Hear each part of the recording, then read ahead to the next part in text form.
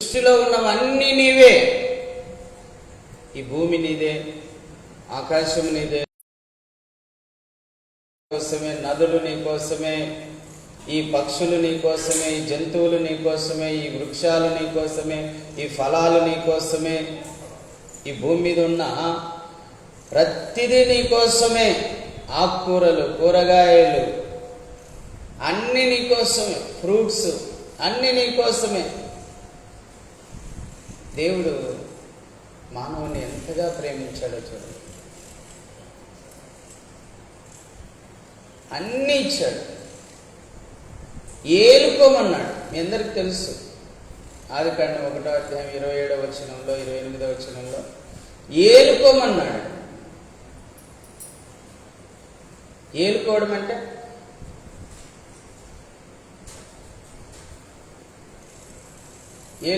అంటే అన్ని రకాలుగా వాటిని అనుభవించండి. వాటి ద్వారా మీరు తృప్తి పొందండి, వాటి ద్వారా ఆనందించండి, వాటి ద్వారా మీరు సంతోషించండి. మనము ఎక్కడైనా వెళ్తాం అనుకోండి, ఆ సీనరీస్, లోయలు, పర్వతాలు, ఆ హిమాలయాలు, ఈ కొడైకెనాల్లో ఉన్నటువంటి ఆ లోయలు, మైసూర్లో ఉన్నటువంటి ఆ అడవులు మనం చూసామనుకోండి, ఆ ఊటీలో ఉన్నటువంటి కొండలు మనం చూసామనుకోండి, ఏమనిపిస్తుంది? ఇంత బాగున్నాయని సంతోషం అనిపిస్తుంది. అంటే ప్రకృతిని చూసి సంతోషించండి, నేను ఇచ్చే ఫలాలు తిని తృప్తి పొందండి, నేను ఇచ్చేటువంటి ఆకుకూరలు, కూరగాయలు తిని తృప్తి పొందండి. ఇదిగో ఈ భూమి మీద ఉన్న జంతువులన్నీ మీకోసమే, ఈ భూమి మీద ఉన్నటువంటి పక్షులన్నీ మీకోసమే, ఈ సృష్టిలో ఉన్నవన్నీ మీకోసమే. వాటిని మరి దానిలను సాక్కొని ఆనందిస్తావో, తిని ఆనందిస్తావో నీ ఇష్టం. ఇవన్నీ మీకు ఆహారం అవుతాయి. కొంతమంది ఏంటంటే జంతువులను సాకుతూ ఆనందిస్తారు, కొంతమంది జంతువులను కోసుకొని తింటూ ఆనందిస్తారు. Your choice. కానీ జంతువులు ఉన్నది ఎవరి కోసం? మన కోసం. దాన్ని ఏ విధంగానూ వాడుకునే ఇష్టం. పక్షులు ఉన్నది ఎందుకోసం? నీ కోసమే. అవి తింటావో లేకపోతే సాక్కుంటావో నీ ఇష్టం. అయితే నీ తృప్తి కోసమే, నీ ఆనందం కోసమే వాటన్నిటినీ దేవుడు నీకు ఇచ్చాడు.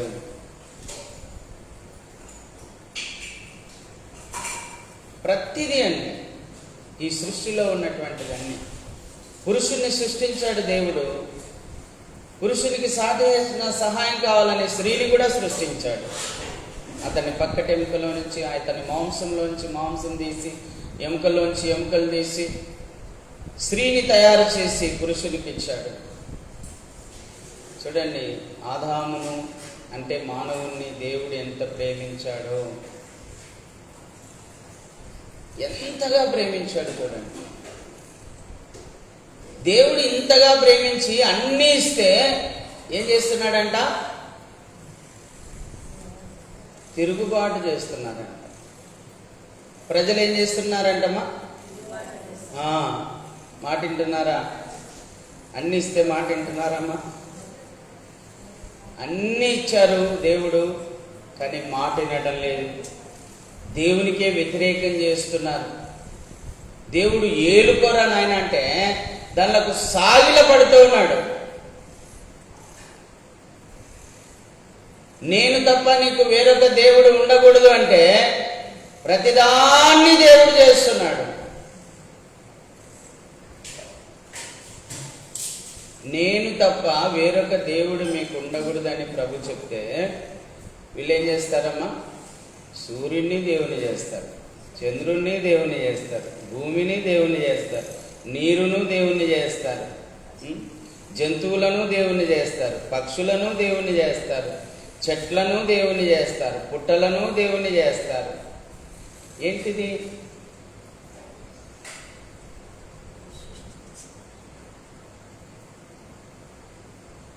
దేవునికి వ్యతిరేకంగా జీవిస్తున్నారు. అందుకే ఆయన బాధ ఎవరితో చెప్పుకోవాలి చెప్పండి. ఇప్పుడు ఆయన బాధ ఎవరితో చెప్పుకోనికి లేక ఏమంటున్నాడు?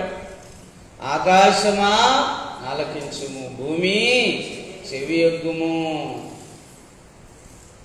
నా పిల్లలను నేను పెంచి పెద్దవారిగా చేసి తిని వారు నా మీద తిరగబడి ఉన్నారు, తిరుగుబాటు చేస్తున్నారు.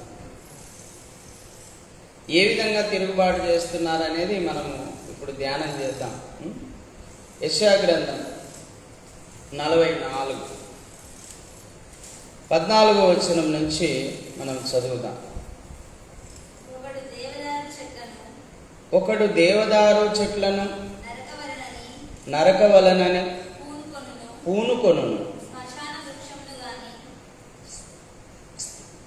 శ్మశాన వృక్షమును గాని సరళ వృక్షమును గాని సింధూర వృక్షములను గాని అడవి వృక్షములలో ఏదో ఒక దానిని తీసుకొనును. ఒకడు చెట్టు నాటగా వర్షము దానిని పెంచును. ఒకడు పొయ్యి కట్టెలకు వాటిని ఉపయోగించును. వాటిలో కొంత తీసుకొని చలి కాచుకొనును. నిప్పు రాజుబెట్టి రొట్టె కాల్చుకొనును. ఒక తుండు తీసుకొని దానితో ఒక దేవతను చేసుకొనును. దానికి నమస్కారం చేయును. దానితో ఒక విగ్రహం చేసి దానికి సాగిలపడును. అగ్నితో సగం కాల్చి ఉన్నాను, కొదవ సగంతో మాంసము వండి భక్షించుచున్నాడు.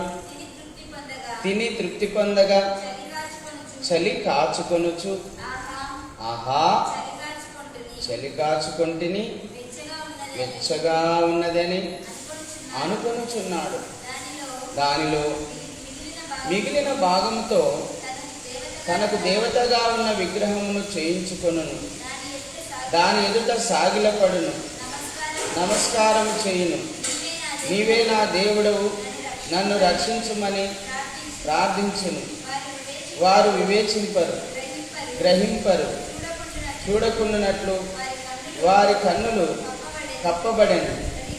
గ్రహింపకుండానట్లు వారి హృదయములు మూయబడెను. ఎవడునూ ఆలోచన చేయడు. నేను అగ్నిలో సగము కాల్చుతిని, నిప్పుల మీద వేసి రొట్టె కాల్చుతిని. దానితో మాంసం వండుకొని భోజనం చేసితిని. మిగిలిన దానిని తీసుకొని దానితో హేయమైన దానిని చేయుదునా, చెట్టు మొద్దుకు సాష్టాంగపడుదునా అని ఎవడునూ ఆలోచింపడు. యోచించుటకు ఎవనికినీ తెలివి లేదు, వివేచన లేదు.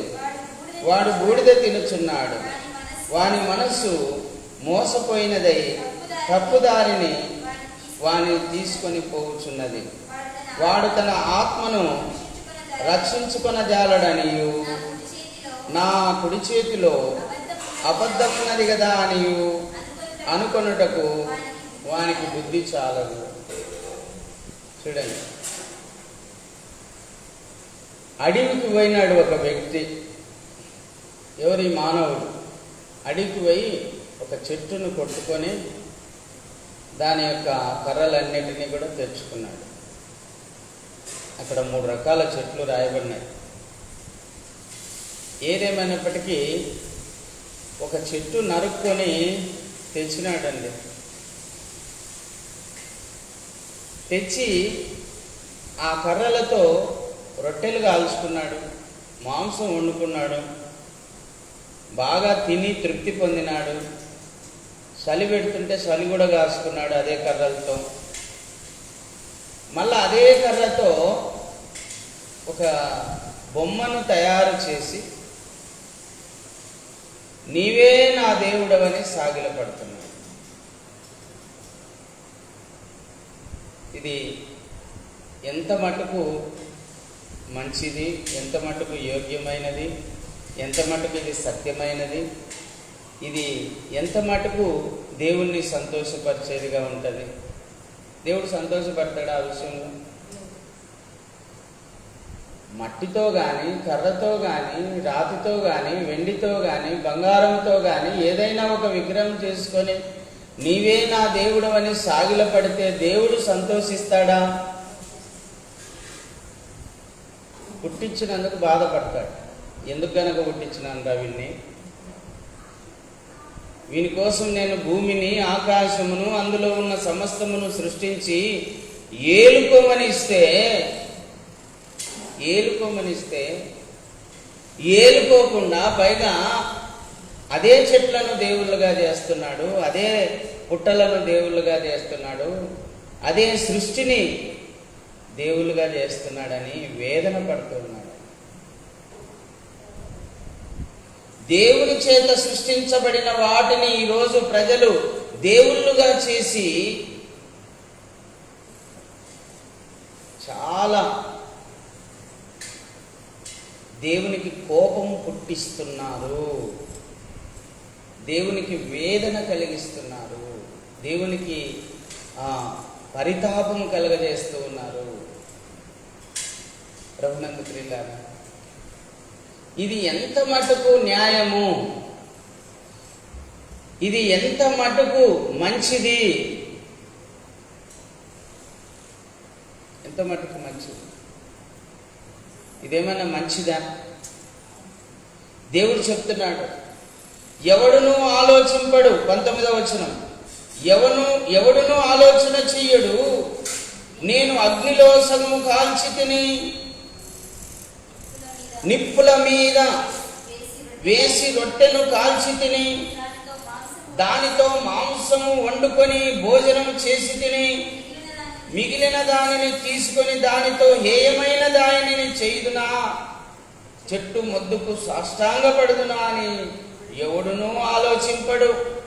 యోచించుటకు ఎవరికి తెలివి లేదు, వివేకము లేదు, వివేచన లేదు. వాడు బూడిద తినుచున్నాడు, వాని మనస్సు మోసపోయినదై తప్పుదారిన వానిని తీసుకొని పోచున్నది. వాడు తన ఆత్మను రక్షింపుకొనజాలడనియు నా కుడి చేతిలో అబద్ధం ఉన్నది కదా అని అనుకొనుటకు వానికి బుద్ధి. చూడండి ఎంత బాధపడుతున్నాడు, ఎన్ని మాటలు చెప్తున్నాడు చూడండి. అయ్యో, నా జనులకు ఆలోచన లేదు, తెలివి లేదు, జ్ఞానం లేదు, బుద్ధి లేదు, ఎన్ని చెప్తున్నాడు చూడండి.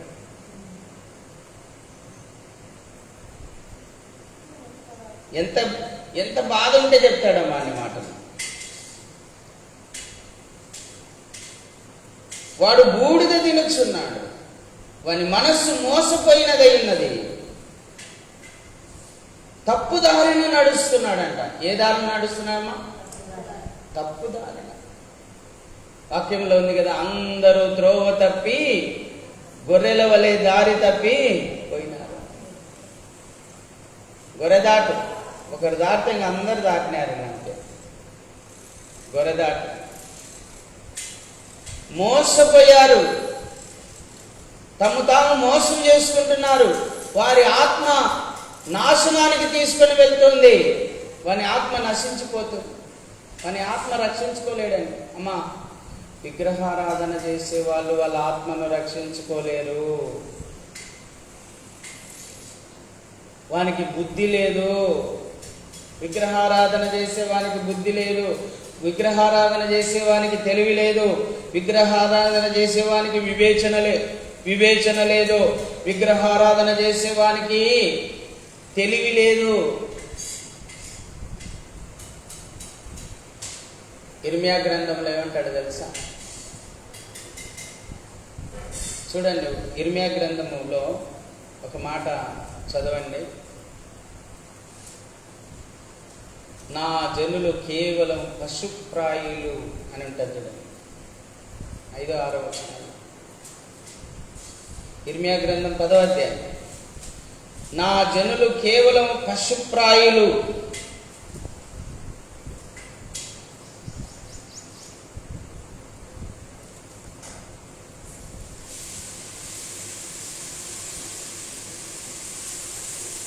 ఎనిమిదవ వచనం. జనులు కేవలము పశుప్రాయులు, అవివేకులు, బొమ్మల పూజ వలన వచ్చు జ్ఞానము వ్యర్థము. తర్షీసు నుండి రేపులుగా సాగగొట్టబడిన వెండియు ఊపాజు నుండి బంగారమును తెత్తురు. అది పనివాని పనియే గదా. పోతపోయివాడు దానిని చేసెను. నీలధూమ్ర వర్ణము గల వస్త్రములు వాటికున్నవి. అవన్నీ నేర్పరులకు పనివారి పనియే గదా.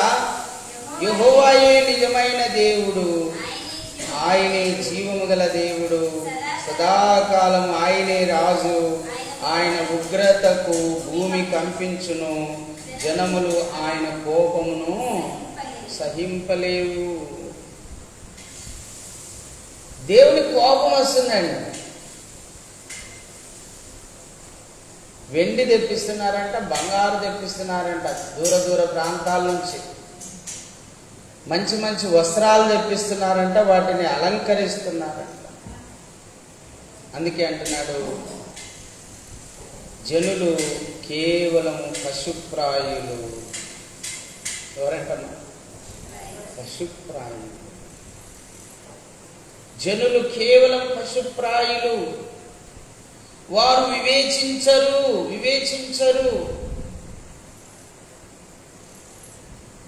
వాటిని మనమే తయారు చేసి, మనమే దిగ్గొట్టి సుత్తెలతో మనమే మోయాల. మళ్ళా వాటిని అవునా, మనం తయారు చేయాలా, మళ్ళా మనమే సుత్తెలతో దిగ్గొట్టాలా, మేకులతో కొట్టి మనమే మోయాల.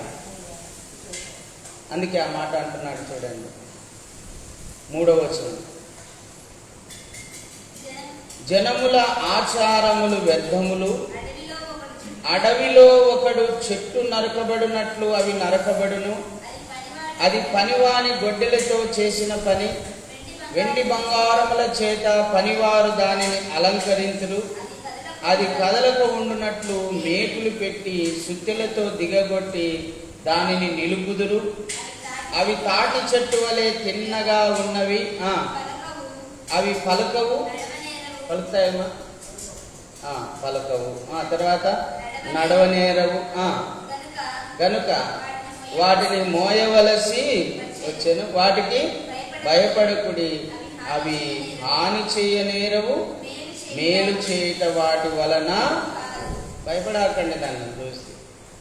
అవి హాని చేయలేవు, మేలు చేయలేవు.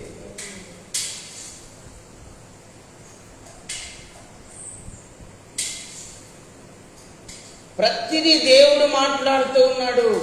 బాధలేస్తున్నాయి ఆయనకు. అయ్యో, నా జనులకు తెలివి లేదు, నా జనులు పశుప్రాయులు, నా జనులకు వివేచన లేదు, నా జనులు గ్రహించలేదు అని ఆవేదన చెందుతూ ఉన్నాడండి ఆయన. ఆవేదన చెందుతూ ఉన్నాడు. అందుకే ప్రభు అంటున్నాడు, ఆ కాలపు అజ్ఞానమును బట్టి దేవుడు చూచి చూడనట్టుగా ఉన్నాడు, కానీ ఇప్పుడైతే అంతటను అందరును మారు మనస్సు పొందవలనని దేవుడు కోరుతున్నాడు. హల్లెలూయా. ఏం పొందాలని కోరుతున్నాడమ్మా? ఏం మారు మనస్సు? ఇది తెలివి తెచ్చుకోండి నాయన. విగ్రహాల్లో ఏమి లేదు. అవి నోరుండి మాట్లాడవు, కన్నులుండి చూడవు, చెవులుండి వినవు. 115వ కీర్తనలో రాయబడిన మాటలు. అవి కన్నులుండి చూడవు, చెవులుండి వినవు, నోరుండి మాట్లాడవు, ముక్కులుండి ఏం వాసన ఏం చూడవు. నువ్వు 1000 ఊదికడ్డలు పెట్టినా వాసన ఏం చూడవు.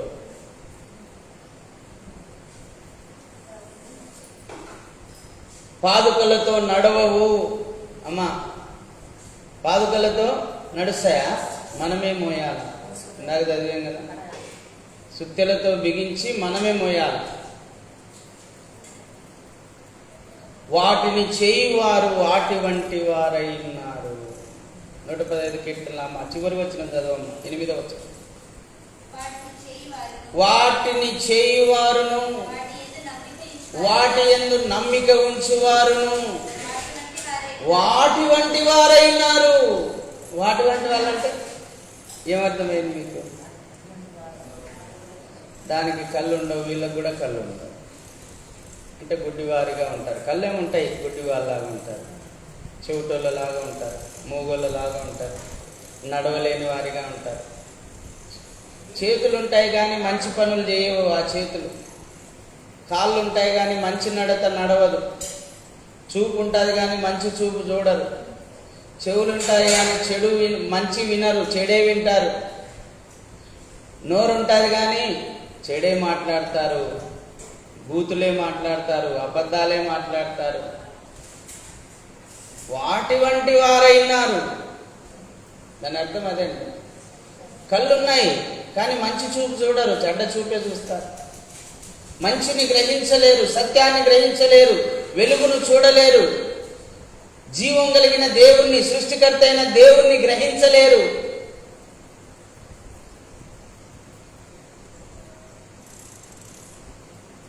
వాటి వంటి వారైనారు. మరొకసారి చదువమ్మ, 8వ వచనం. వాటిని చేయువారును వాటి యందు నమ్మిక ఉంచువారును వారందరూ వాటి వంటి వారైనారు. వాటి వంటి వారైనారు. ఆ విగ్రహాల్లాగా ఉన్నారంట వీళ్ళందరూ.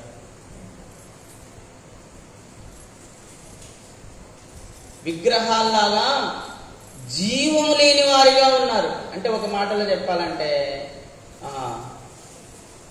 పాపము చేత చచ్చిన వారుగా. ఎఫెసీయులకు రాసిన పత్రిక 2వ అధ్యాయం 1వ వచనంలో రాయబడింది కదా, అపరాధముల చేతను పాపముల చేతను మీరు చచ్చిన వారైండగా ఆయన క్రీస్తుతో కూడా మనలను బ్రతికించెను. హల్లెలూయా. చచ్చినోళ్ళను మనల్ని ఇప్పుడు బ్రతికించినాడు. కానీ ఇంకా చచ్చినోళ్ళు లోకంలో చాలా మంది ఉన్నారు. వాళ్ళందరూ బ్రతికించబడాలి, వాళ్ళందరూ సత్యంలోకి రావాలి, వాళ్ళందరూ వెలుగులోకి రావాలి, వాళ్ళందరూ జీవం గల దేవుని యొద్దకు రావాలి, సత్య దేవుని యొద్దకు రావాలి, నిజమైన దేవుని యొద్దకు రావాలి, సృష్టికర్త అయిన దేవుని యొద్దకు రావాలి. వాళ్ళు గుడ్డివారిగా ఉన్నారు. వారి కన్నులు మూయబడి ఉన్నాయి. ఈ యుగ సంబంధమైన దేవత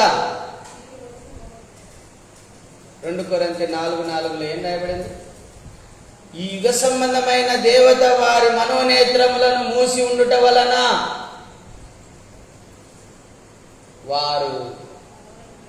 వారి మనోనేత్రాలు మూసి ఉండుట వలన నిజమైన దేవుణ్ణి చూడలేకపోతున్నారు, నిజమైన దేవుణ్ణి గ్రహించలేకపోతున్నారు.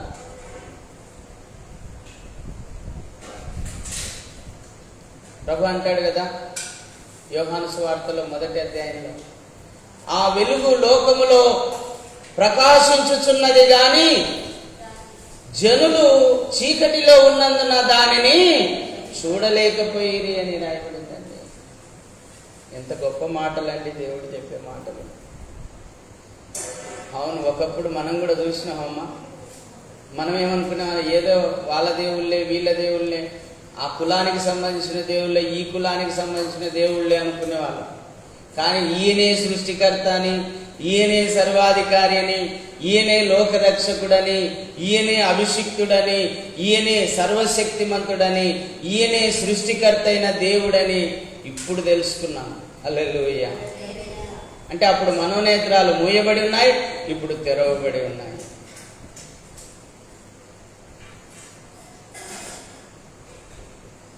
ఎంత గొప్పగా దేవుడు చెప్తూ ఉన్నాడు. దేవుడు ఎందుకు బాధపడుతున్నా అంటే, ఈ విగ్రహారాధన చేయడం వలన మీ ఆత్మను మీరు రక్షించుకోలేరు, మీ ఆత్మ నశించి నరకంలో పడుతుంది. చదవండి, ప్రకటన గ్రంథం 21:8 చదువుతాం.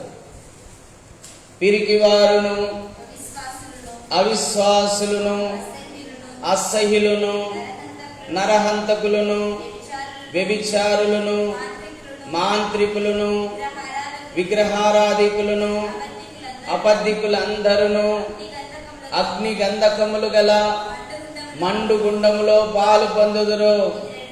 ఇది 2వ మరణము. ఇది 2వ మరణము. విగ్రహారాధికులు ఏమవుతారంటమ్మా? అగ్ని గంధకములు గల మండుగుండములో పాల్గొంటారు. అగ్ని గంధకములు గల మండుగుండములో పాల్గొంటారు. మాంత్రికులు ఎక్కడికి పోతారు? అగ్ని గంధకములు గల మండుగుండములో పాల్గొంటారు. అబద్ధికులకి ఎక్కడికి వెళ్తారు? అబద్ధికులు తన కుడి చేతిలో అబద్ధం అన్నదని వాడు ఎరగడం లేదని రాయబడింది. ఏంటి అబద్ధము? ఏంటి అబద్ధము? ఇప్పుడు ఇది స్తంభం. స్తంభం అంటేనే అది కరెక్ట్. లేదు ఇది స్తంభం కాదు టేబుల్ అంటే అది అబద్ధం. చెట్టును చెట్టు అంటేనే సత్యం. పుట్టను పుట్ట అంటేనే సత్యం. పుట్టను పట్టుకొని దేవుడు అంటే అది అసత్యం.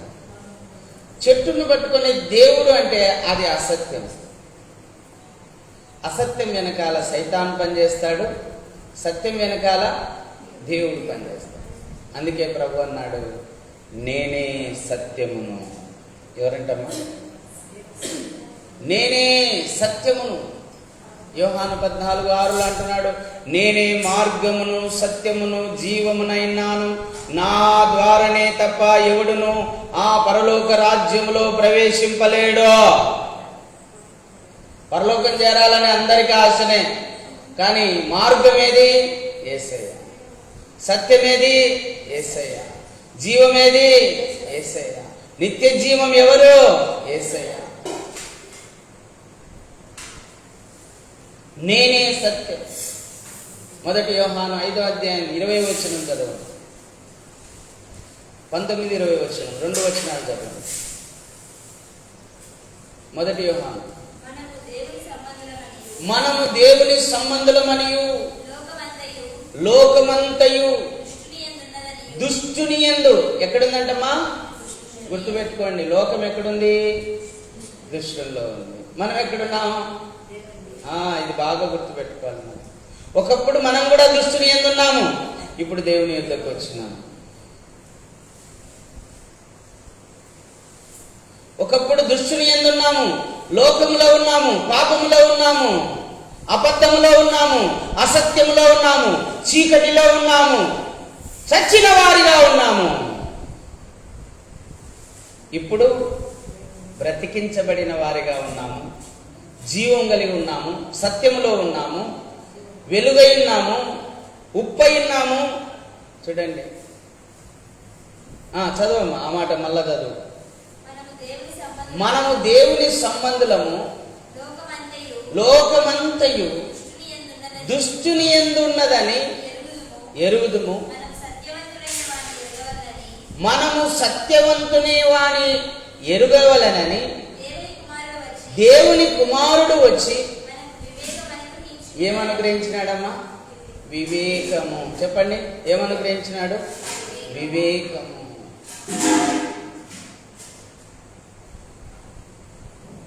లోకము దుష్టుని యందుంది.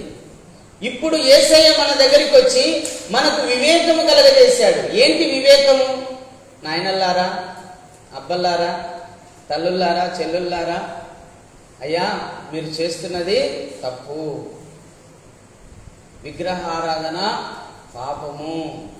సృష్టికర్త అయిన దేవుణ్ణి మరిచి సృష్టమును ఆరాధించుట పాపము. సత్యమును అసత్యములోనికి మార్చుట పాపము. అబద్ధమును అనుసరించుట, అబద్ధమును జరిగించుట పాపము. దేవుడు కాని వాటిని దేవుళ్ళు అనడము పాపము. అందుకేనండి వాళ్ళు శాపగ్రస్తులై ఉన్నారు. రోమీలకు రాసిన పత్రిక 1వ అధ్యాయంలో రాయబడిందండి. చదవమ్మా అక్కడ. అక్షయుడగు దేవుణ్ణి అని ఉంటుంది చూడండి, 24వ వచనం ఉంటుంది. ఆయన అదృశ్య లక్షణములు అనగా ఆయన నిత్య శక్తియు దేవత్వమును జగదుత్పత్తి మొదలుకొని సృష్టింపబడిన వస్తువులను ఆలోచించుట వలన తేటపరుచున్నదని కనుక వారు నిరుత్తరులైనారు. మరియు వారు దేవుణ్ణి ఎరిగి ఆయనను దేవునిగా మహిమపరచలేదు, కృతజ్ఞతాస్తుతులు చెల్లింపను లేదు. గాని తమ వాదముల యందు వ్యర్థులైరి, వారి అవివేక హృదయము అంధకారమాయను. తాము జ్ఞానులమనుకొనుచు బుద్ధిహీనులైరి. వారు అక్షయుడగు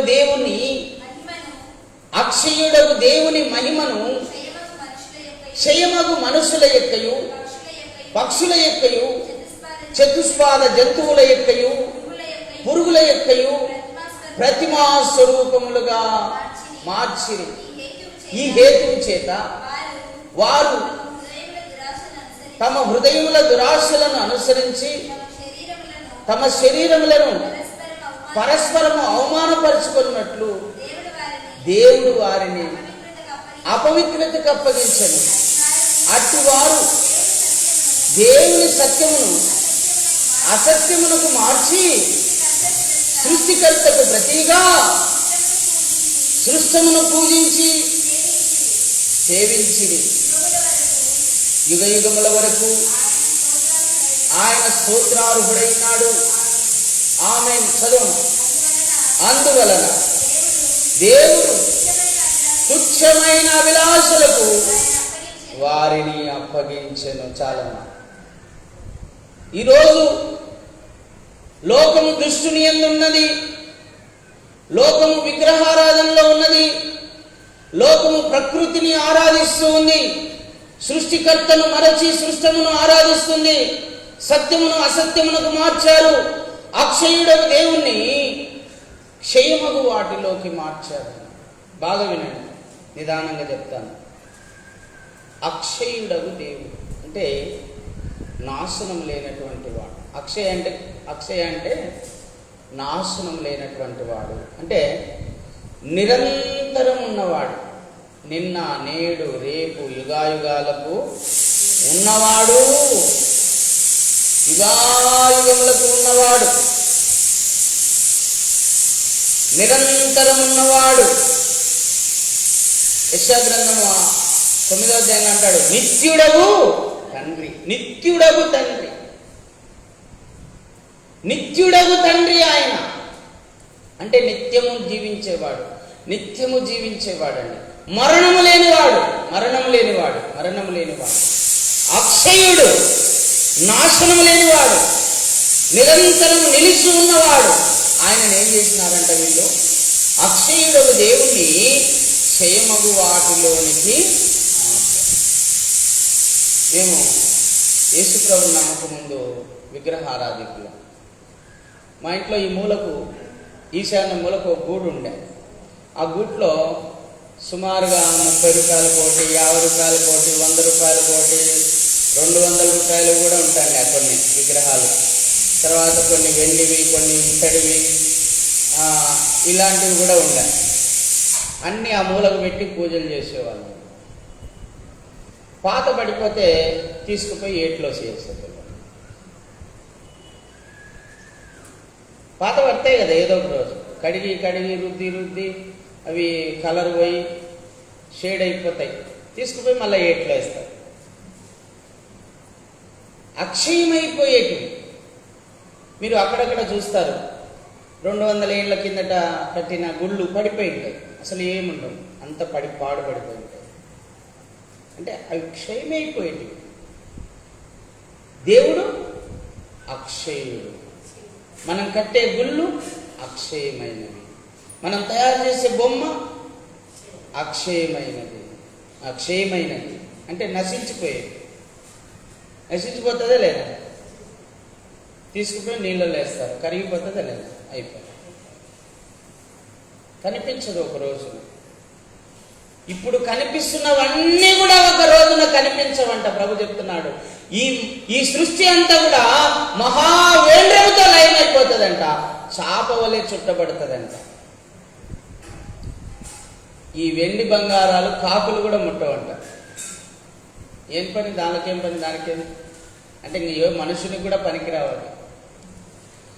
ఏదైతే విలువైనది అని ఈ ప్రజలు ఎంచుతూ ఉన్నారో అది ఎంత మాత్రము విలువ లేనిదిగా చేయబడుతుంది. ఏ పొలాలైతే, ఏ ఇళ్ళైతే, ఏ వెండి బంగారాలైతే, ఏ వస్త్రాలైతే విలువైనవని ఎంచుకుంటున్నారో అవన్నీ విలువ లేనివిగా చేయబడతాయి. ఎందుకు కొరగాకుండా అయిపోతాయి. అవునండి, ఈ సృష్టి కూడా లయమైపోతుంది. సూర్యుడు కూడా కనిపించకుండా పోతాడు. వాక్యంలో రాయబడిందండి.